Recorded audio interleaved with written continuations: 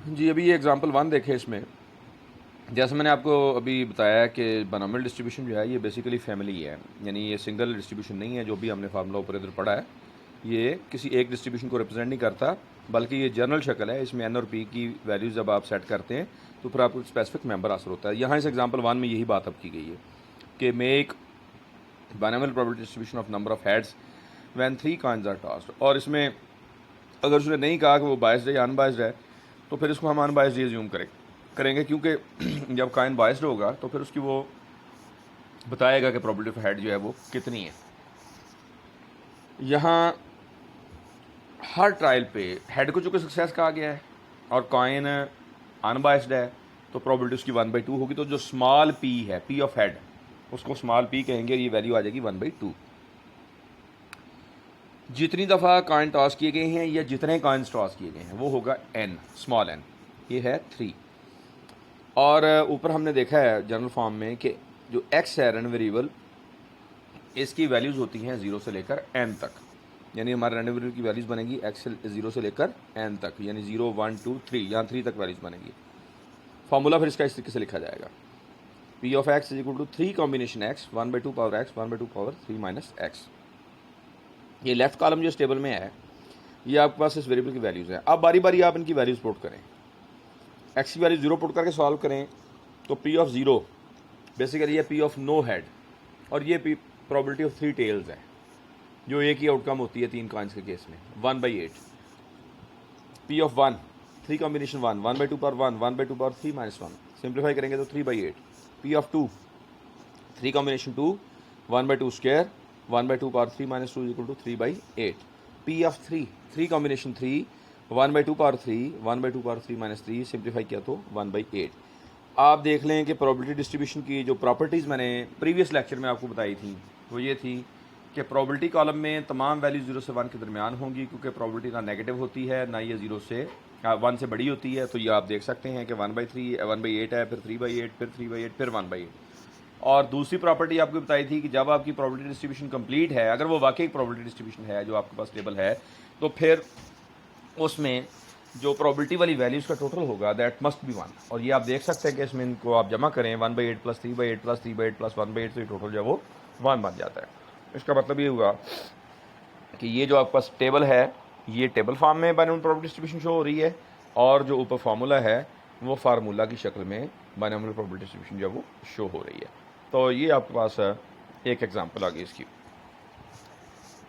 अब इन्होंने यहाँ एक दिया हुआ है, कुछ इसकी प्रॉपर्टीज़ हैं, ये बड़ी इंपॉर्टेंट है, इनको आपने जहन नशीन करना है। इनमें से एमसीक्यूज़, ये जो 2-3 पेज, ये भी दूसरा पेज हमारा चल रहा है, ये 2 पेज जो हैं इनमें बायनॉमिनल से रिलेटेड एमसीक्यूज़ सारे के सारे इन्हीं के अंदर हिडन है। तो यहाँ से बेशुमार एमसीक्यूज़ जो हैं क्रिएट किए जा सकते हैं।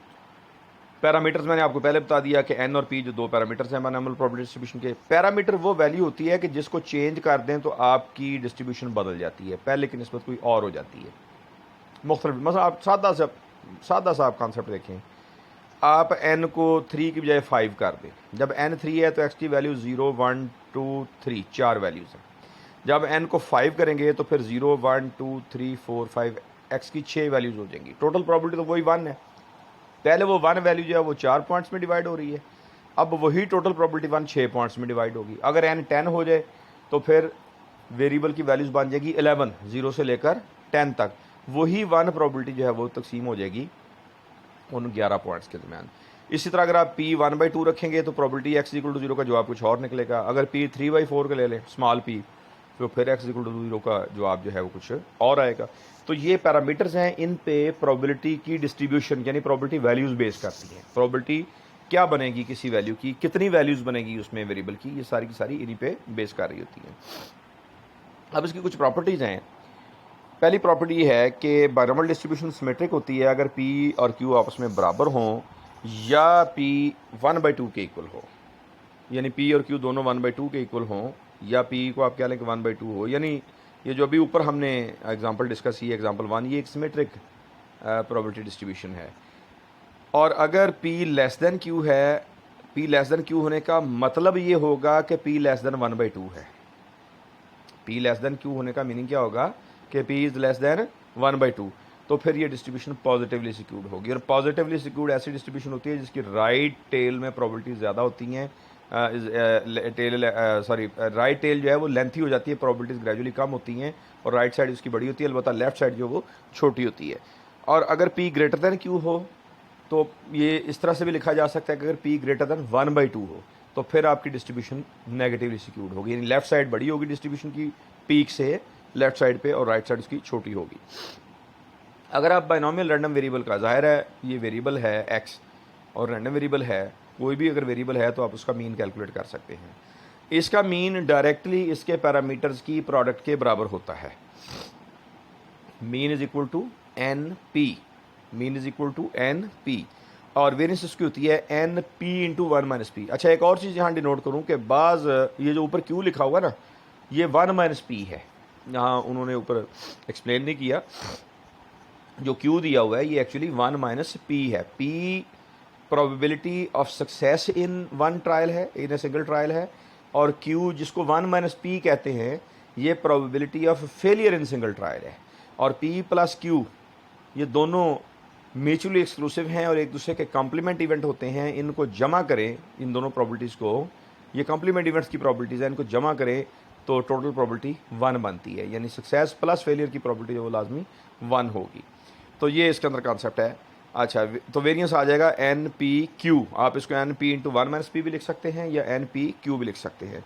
और अगर आप स्टैंडर्ड डेविएशन निकालना चाहते हैं तो नेचुरल है कि आप दोनों तरफ स्क्वायर रूट लें, लेफ्ट साइड पे स्टैंडर्ड डेविएशन बन जाएगी, राइट साइड पे एन पी क्यू का स्क्वायर रूट बन जाएगा। जब आपके पास मीन भी है, स्टैंडर्ड डेविएशन भी है, तो आप standard deviation divide by mean multiplied by 100 करके आप कोएफिशिएंट ऑफ वेरिएशन भी निकाल सकते हैं। जो फार्मूला आपने एस ओवर एक्स बार या पॉपुलेशन की सेंस में mu over sigma over mu multiplied by 100 पड़ा हुआ है, उसे अप्लाई करके आप कोएफिशिएंट ऑफ वेरिएशन भी कैलकुलेट कर सकते हैं। और इसमें ये एक प्रॉपर्टी है, ये एक ऐसी डिस्ट्रीब्यूशन है कि इसमें मीन हमेशा वेरिएंस से कम होता है, यानी बाइनोमियल डिस्ट्रीब्यूशन कोई भी ऐसी एग्जिस्ट नहीं करती जिसमें मीन वेरिएंस आपस में बराबर आए या मीन वेरिएंस से बढ़ जाए। ये पॉसिबल नहीं है, ना मीन वेरिएंस से बढ़ सकता है ना मीन वेरिएंस के इक्वल हो सकता है। अगर आपका random variable binomial random variable है तो उसकी वेरिएंस हमेशा स्मॉलर देन मीन होगी। और टोटल प्रोबेबिलिटी जाहिर है कि कंप्लीट प्रोबेबिलिटी डिस्ट्रीब्यूशन है, इट शुड बी 1, और इसकी टोटल प्रोबेबिलिटी जो वो 1 होगी। ये आगे जो शो दैट टोटल प्रोबेबिलिटी 1, इसको आप स्किप कर दें, हमने कोई मैथमेटिकल प्रूफ इसमें नहीं करना। अब एक और एग्जांपल दी गई है, ये कॉन्सेप्ट इसी के अंदर है, इसको कहते हैं बाइनोमियल फ्रीक्वेंसी। बाइनोमियल फ्रीक्वेंसी कि अगर हमारे पास एक बाइनोमियल एक्सपेरिमेंट बहुत दफ़ा रिपीट किया जाए, एक फिक्स नंबर ऑफ ट्रायल्स का एक्सपेरिमेंट बार बार रिपीट किया जाए और उस तरह के सिमिलर एक्सपेरिमेंट्स किए जाएं, तो फिर कितने एक्सपेरिमेंट्स में डिफरेंट नंबर ऑफ सक्सेसेस हासिल होंगी, वो अब यहाँ एग्जांपल दी गई है, मैं इसको एक्सप्लेन करता हूँ अभी। ये एग्जांपल 2 की अंदर जो बाइनोमियल फ्रीक्वेंसी कैलकुलेट कैसे करनी है कि वो कहता है जी कि if 3 coins are tossed 80 times. अब ज़रा थोड़ी सी सेंस जो है इसमें समझें। बाइनोमियल एक्सपेरिमेंट है n इज इक्वल टू 3 का, small n is equal to 3, और ये 3 कॉइन्स का experiment, complete binomial experiment 80 times repeat किया गया, यानी 80 बाइनोमियल एक्सपेरिमेंट्स किए गए हैं। हर एक्सपेरिमेंट के अंदर 3 ट्रायल्स हैं, हर एक्सपेरिमेंट के अंदर 3 ट्रायल्स हैं। अब कहता है कि इसकी फ्रीक्वेंसी डिस्ट्रीब्यूशन बना दें नंबर ऑफ हेड्स की, ये कहलाएगी बाइनोमियल फ्रीक्वेंसी डिस्ट्रीब्यूशन। तरीकाकार वही होगा, फार्मूला इसका वैसा ही रहेगा, सिर्फ ये फ़र्क पड़ेगा कि बाइनोमियल फ्रीक्वेंसी बनाने के लिए जो प्रोबेबिलिटी वाला ऊपर हमने फार्मूला लिया था, N combination x P power x into 1 minus P raise to power N minus x, इसको नंबर ऑफ एक्सपेरिमेंट्स के साथ ज़रब देंगे। और अगर हम नंबर ऑफ एक्सपेरिमेंट्स को कैपिटल एन से ज़ाहिर करें, जो यहाँ पे 80 है, तो फिर ये आपके सामने ये जो टेबल बना हुआ है ईज़िली समझ आ जाता है कि ये वही एक्सपेरिमेंट है जो एग्जाम्पल 1 का है। और वो एक एक्सपेरिमेंट की बात हुई थी, यहाँ एक्सपेरिमेंट जो वो 80 टाइम्स रिपीट कर दिया गया, यानी ट्रायल्स की बात नहीं हो रही 80, 3 ट्रायल्स के एक्सपेरिमेंट्स को 80 टाइम, 3 ट्रायल्स का जो एक एक्सपेरिमेंट है ये 80 टाइम्स रिपीट किया गया। तो तरीका ये है कि जो ऊपर प्रोबेबिलिटी निकाली है, हर एक प्रोबेबिलिटी को इस 80 से मल्टीप्लाई करते जाएं तो आपको बाइनोमियल फ्रीक्वेंसीज मिलेंगी। 1/8 थी binomial probability of getting 0 success. जब आप इसको 8 से मल्टीप्लाई करेंगे तो जवाब आया है 10। इसका मीनिंग क्या है कि अगर आप 80 बाइनोमियल एक्सपेरिमेंट्स करें जिनमें 3 फेयर कॉइन्स टॉस किए जाएं, तो हम एक्सपेक्ट करते हैं कि उन 80 में से 10 एक्सपेरिमेंट में आपको कोई सक्सेस नहीं मिलेगी।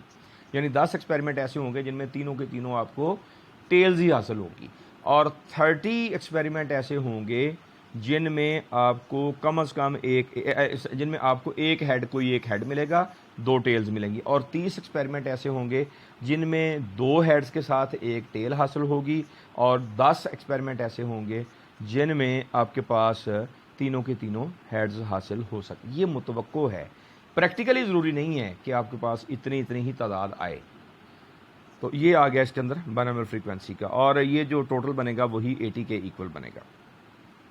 अब यहाँ और इन्होंने एक छोटी सी एग्जांपल दी है जिसमें मीन और वेरिएंस जो है वो कहते हैं जी कि अगर बाइनोमियल डिस्ट्रीब्यूशन जो है वो, अच्छा, बाइनोमियल डिस्ट्रीब्यूशन को इस तरह भी लिखा जाता है Q plus P power N, Q plus P power N, Q probability of failure plus P probability of success whole raise to power N number of trials. ये आपने मैथमेटिक्स FSC में या कहीं ना कहीं जो केमिस्ट्री के स्टूडेंट्स हैं उन्होंने भी ये, आप लोगों ने केमिस्ट्री वालों ने भी कहीं ना कहीं ये पढ़ा हुआ है यकीनन, binomial expansion A plus B raise to power N।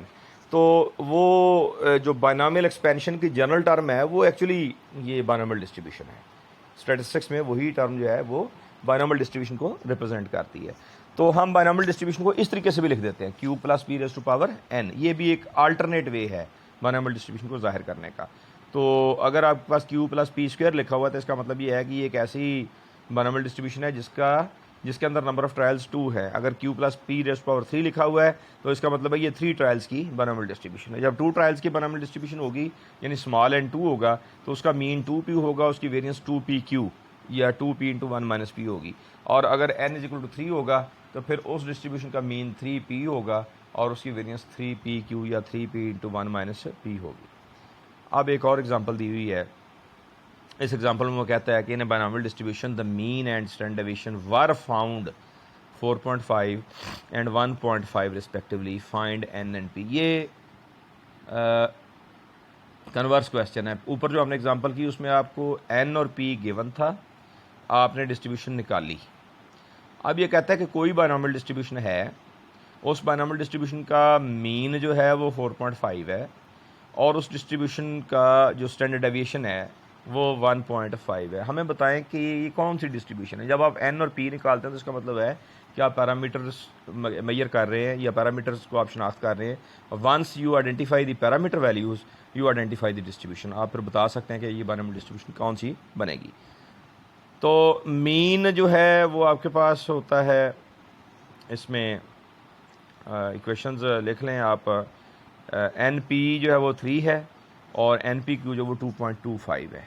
आप एन पी क्यू को एन पी से डिवाइड करें और वो बन जाएगा 2. अच्छा, ये एन पी क्यू जो है 2.25, ये इसका 1.5 का स्क्वायर लेके आया है। 1.5 का स्क्वायर लेंगे तो फिर आपके पास जो है ये बन जाएगी वेरिएंस। तो ऊपर वेरिएंस, नीचे मीन। तो 2.25 को 3 से डिवाइड करें तो Q की वैल्यू आती है ये NP से कट जाएगा ना इसमें, तो Q की वैल्यू आती है 0.75। ये दरमियान में एक स्टेप बुक में ही मुझे लगता है मिसिंग है, जिसमें इक्वेशन 1 है mean NP is equal to 3 और इक्वेशन 2 है NPQ इज इक्वल टू 2.25। तो फिर इक्वेशन 2 को इक्वेशन 1 से डिवाइड करके Q की वैल्यू जो 0.75 आ जाती है, और Q चूँकि 1 माइनस P के इक्वल होता है, Q होता है 1 माइनस P, तो यहाँ से फिर P की वैल्यू आ जाती है 0.25। आप 3 इज इक्वल टू NP में फिर आप P की वैल्यू पुट कर दें तो N का जवाब आपके पास 12 आ जाता है। तो हम आइडेंटिफाई कर ली इस तरीके से हमने कि हमारी जो डिस्ट्रीब्यूशन है वो एक ऐसी डिस्ट्रीब्यूशन है जिसमें 12 ट्रायल्स किए गए हैं, यानी एक्सपेरिमेंट ऐसा है जिसमें 12 ट्रायल्स हैं और सक्सेस की प्रोबेबिलिटी 0.25 है। अब आप बाकायदा इसका फार्मूला भी लिख सकते हैं और उस फार्मूले से जो भी आप डिफरेंट टाइप की प्रोबेबिलिटीज़ कैलकुलेट करना चाहें वो आप कैलकुलेट कर सकते हैं। अब एक साल एग्जांपल्स मैंने काफ़ी सारी इसमें शामिल की हैं, एक दो डिस्कस कर देता हूँ, बाकी आप इसको अंडरस्टैंड करने की कोशिश करें। What is the probability of obtaining 4 even numbers at most 2 even numbers in throwing a die 6 times. कहता है जी कि 4 इवन नंबर्स की प्रोबेबिलिटी बताएं क्या है। अब पहले तो आप देख लें, इसमें टोटल जो डाइस इसने फेंकी हैं वो 6 हैं। सिंगल ट्रायल की बात करें तो आपको ज़ाहिर है नंबर 1 से लेकर 6 तक हैं। इवन नंबर इसमें 2 4 6 है, और इवन नंबर की प्रोबेबिलिटी फिर 1/2 बन जाती है। ये स्मॉल पी है। इवन नंबर है ना हमारा सक्सेस, इसके अंदर ये जो सक्सेस है वो इवन नंबर है, तो वो बन जाएगी 1/2 number of even points divided by number of points in sample space. तो इवेंट का जो पॉइंट आते हैं वो 2 4 6 है, वो 3 बन जाती है, और जो आपके पास आ जाते हैं टोटल पॉइंट्स वो आपके पास 6 हैं, तो 3/6 equal to 1/2। N number of trials इसके अंदर 6 है। तो अब नीचे जाकर उसने बाकायदा उसको नोटेशन दे दी कि स्मॉल पी जो 1/2 है, probability of even number in single trial. X फिर इसमें क्या बनेगा 0 से लेकर 7 तक। तो फार्मूला इसका बनेगा P of x equal to, अब एन की जगह पे आप 6 रख दें, 6 combination x, 1/2 power x, 1/2 power 6 minus x. अब उसने कहा कि 4 इवन नंबर्स की आप प्रोबेबिलिटी बताएं। तो कहना ये चाह रहा है कि x की वैल्यू 4 की प्रोबेबिलिटी था। यार आपने 6 दफ़ा डाई रोल की तो 4 दफ़ा जो नंबर मिला वो इवन था, यानी या 2 आया या 4 आया या 6 आया। तो अब इसमें आप x की वैल्यू 4 पुट करेंगे, तो ये आपको इधर इसने नंबर 1 पार्ट में ये सोल्यूशन इसका दिया है 6 combination 4 1/2 rays power 4 into 1 minus 1/2 power 6 minus 4। ये आगे कॉम्बिनेशन सॉल्व करें तो 6 4 15 बनता है। बाकी ये पावर वगैरह सॉल्व करके प्रोबेबिलिटी बन जाती है 15/64। दूसरा पार्ट उसका जो है एट मोस्ट 2 इवन नंबर्स, 6 दफ़ा फेंकी डाई यानी n 6 है, लेकिन उसमें ज़्यादा से ज़्यादा 2 इवन नंबर। तो ज़्यादा से ज़्यादा 2 इवन नंबर आने का मतलब ये है कि 2 से कम भी आ सकते हैं, यानी एक दफ़ा आ जाए या कोई भी ना आए। एट मोस्ट आपको बताया है मैंने प्रोबेबिलिटी की, जब काफ़ी लेक्चर गुजर गए उनमें मैंने जब एट मोस्ट और एट लीस्ट को एक्सप्लेन किया था तो वहाँ मैंने आपको बताया था कि एट लीस्ट आपको स्टार्टिंग पॉइंट देता है, वहाँ से शुरू करके मैक्सिमम पॉसिबल तक आपने जाना होता है, और एट मोस्ट आपको एक एंड पॉइंट देता है कि उससे ऊपर नहीं जाना, वहाँ पर रुक जाना है, या उससे नीचे जितना कम से कम पॉसिबल है वहाँ तक आना है।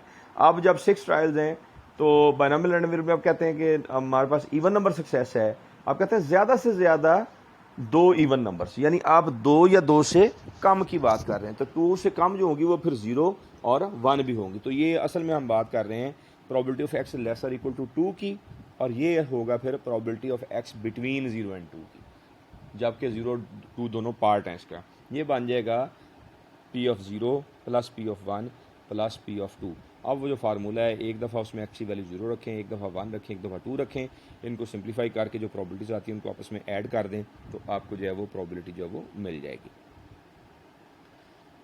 इस तरह एक और एग्जांपल है, find the probability of boy, find the probability of a boy is, ये थोड़ा सा इसमें ना ये सेंटेंस सही नहीं है। The probability of a boy is a family is 0.47, ये फिक्रा गलत लिखा हुआ है इसमें। Find the probability that in a family of 4 children there are at least 2 girls at most 3 boys. Probability of boy जो है वो 0.47 है। यहाँ अब आप पी को इसको फौरी तौर पे पी ना कह दें, क्योंकि ये क्वेश्चन पे डिपेंड करता है कि आपने पी किसे कहना है। सवाल उसका जो पहला पार्ट है वो कहता है एटलीस्ट 2 गर्ल्स, यानी उसके इंटरेस्ट जो है वो उन बच्चों में गर्ल्स में है, तो फिर ये 0.47 पी नहीं बनेगी, बल्कि इसको 1 में माइनस करेंगे तो 1 माइनस प्रोबेबिलिटी ऑफ बॉय, ये टेबल जो बना हुआ है इसमें लेफ्ट साइड पे, जो पी की वैल्यू 0.53 बनेगी, ये होगी probability of success, small P ये बनेगा। और फिर ये कहता है कि eight least 2 girls, eight least 2 girls, तो ये बनेगा 2 आर अबव, यानी 2 3 आर 4, ये दरमियान वाला इसको छोड़ दें, तो ये एक्स्ट्रा इसमें लिखा हुआ है P of x greater equal to 2 means, ये दरमियान वाला इसमें ख़त्म कर दें, is equal to P of 2 lesser equal to x lesser equal to 4, ये एक्स्ट्रा लिखा हुआ है P 2 lesser equal to x, ये इसमें गलत है। तो जब 2 या 2 से ज़्यादा तो फिर P of 2 plus P of 3 plus P of 4। आप फार्मूला लिख लें 4 कॉम्बिनेशन एक्स, यानी x2 बन जाएगा, और p 0.53 है वो वैल्यू पुट कर दें, q जो है वो जो प्रोबेबिलिटी ऑफ बॉय है वो q बन जाएगा 0.47 की पावर 2। तो ये आप जब एक दफ़ा x को 2 पुट करें, एक दफ़ा 3 पुट करें, एक दफ़ा 4 पुट करें तो आपको प्रॉबिलिटी मिल जाएगी। अब जो दूसरा सवाल है इसी का दूसरा पार्ट जो है उसमें उसने कहा है एट मोस्ट 3 बॉयज़। अब जब 3 बॉयज़ की बात होगी तो फिर P बनेगी 0.47, क्योंकि इवेंट जो है जिसमें दिलचस्पी है या जिसको सक्सेस कहा गया है वो 0.47 और एट मोस्ट 3 बॉयज़ का है, तो उसका मतलब है x less or equal to 3। आगे अब इसमें यानी P और Q आपस में इंटरचेंज हो जाएंगे, जो पहले Q था वह P बन जाएगा, जो पहले P था वो अब Q बन जाएगा। ये फार्मूला लिख के आप इसमें वैल्यूज पुट करके सिंप्लीफाई कर लें तो आप इसको सॉल्व कर सकते हैं कि प्रॉबिलिटी किस तरीके से कैलकुलेट की जाएगी। ये नीचे कुछ और एग्जांपल्स दी हुई हैं, मैं अब इनको आपके लिए छोड़ रहा हूँ कि आप इनको खुद समझेंगे। तो ये बायनॉमियल डिस्ट्रीब्यूशन, उसका कॉन्सेप्ट, उसकी कंप्लीट एक्सप्लेनेशन, उसकी एग्जांपल्स, इसके साथ जो दूसरी फ़ाइल दी हुई है इन दोनों लेक्चर्स के साथ वो इजाफी प्रॉब्लम्स हैं, वो आपने अंडरस्टैंड करने और उनको ख़ुद से नोटबुक पे सॉल्व करके एज असाइनमेंट मुझे सेंड करना है। और इसके अलावा बेसिक स्टैटिस्टिक्स में से या कॉलेज स्टैटिस्टिक्स की एक्सरसाइज में जितने क्वेश्चन दिए हैं उनको आप सॉल्व करें।